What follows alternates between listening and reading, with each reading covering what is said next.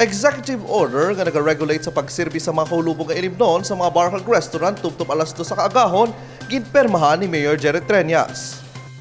Ginpirmahan ni Mayor Jerry Treñas ang executive order nga nagamando sa mga bar kag restaurants, ilabi na ang mga ginatawag nga night establishments nga kutob na ng alas 2 sa kaagahon ang pagserbi sa mga kahulubong nga ilimnon. Kasunod ini sa pinakauli nga natabo nga shooting incident sa Smallville Complex sa din isa ang gintiro kag napatay. Suno sa alkalde, ang pagserbis ang ilimnon tubtob sa kaagahon amo ang masaming ginatunaan sang kinagamo. Ang tao paimnon dira lang pirmi ang rambol. Hindi na pwede.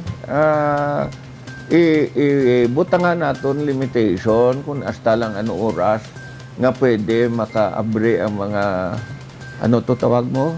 Night establishments. Hindi na pwede kahit paimnon, magtulukay na sila, malagsanay na dayon. Ang pulis ta mapuway man, kagahon na natabo.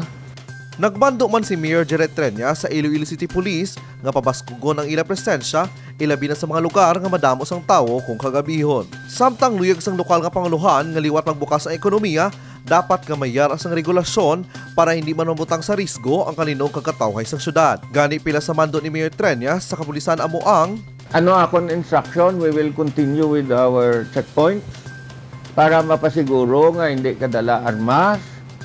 We will make sure ang tanan nga mga establishments hindi kapasulod sang tawo nga may armas. Ang natabo to ginkuya pa to sa auto ang iya armas. Kaginlagas siya tong isa. Padayon ang pagpaninguha sa syudad para mapakabangon sa pandemya, rason sa pagbukas ng mga night establishments.